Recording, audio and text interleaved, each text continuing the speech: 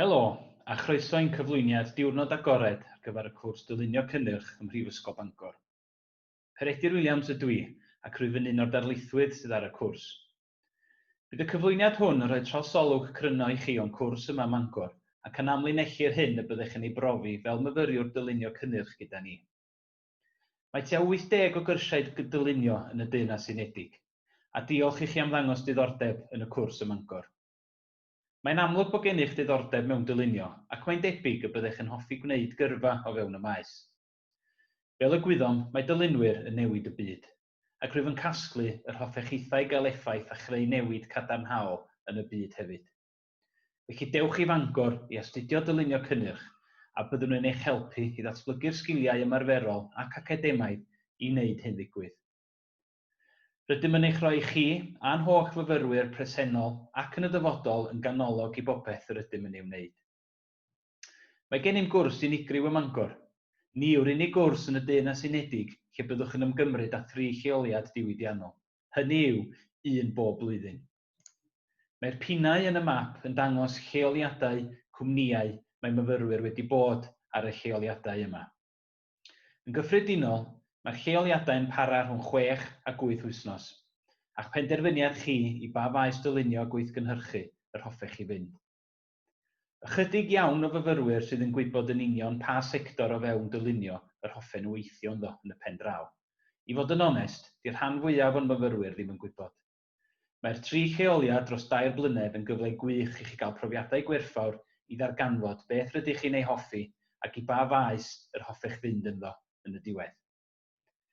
Mae'r profiad diwydiannol yn y byd go iawn yn amhrisiadwy. Cewch gyfle i weithio gyda chleiantiaid go iawn a brosiectau go iawn, a fydd yn cael effaith go iawn ar y cwmni a'i cwsmeriaid.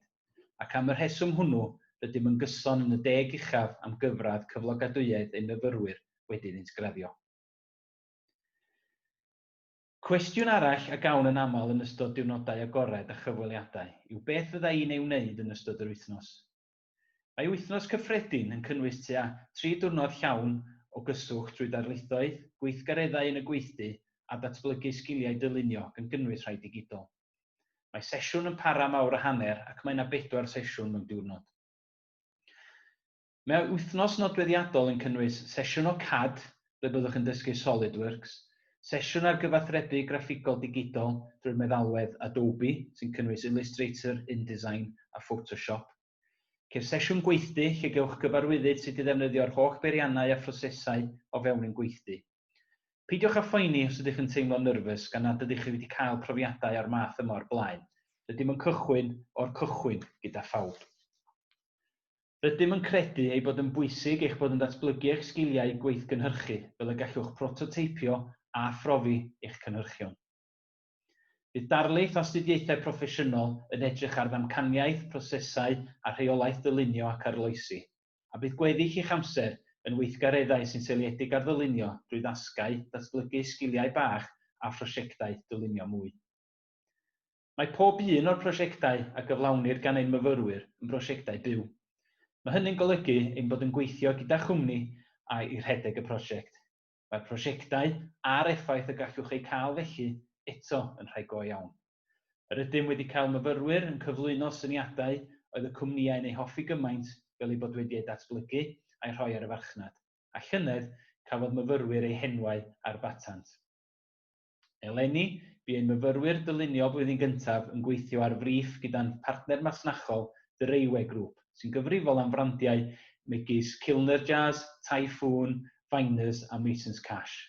Y brif oedd i ddylunio cynnyrch neu system a fyddai'n annog plant i fyw bywydau iachach trwy fod yn fwy gweithgar o fewn eu cegin.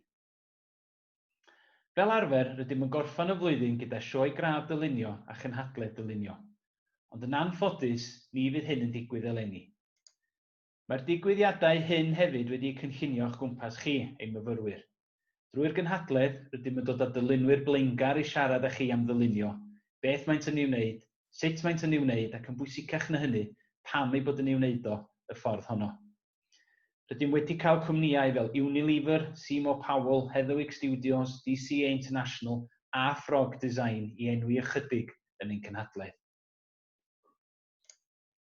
Rydym yn ymfalchio fod y cwrs ym Mangor yn wahanol. Rydym yn gwerthfawrogi'r cyfraniad y mae ei myfyrwyr yn ei wneud i'r cwrs, y brifysgol a'r cwmnïau y maent yn gweithio gyda nhw.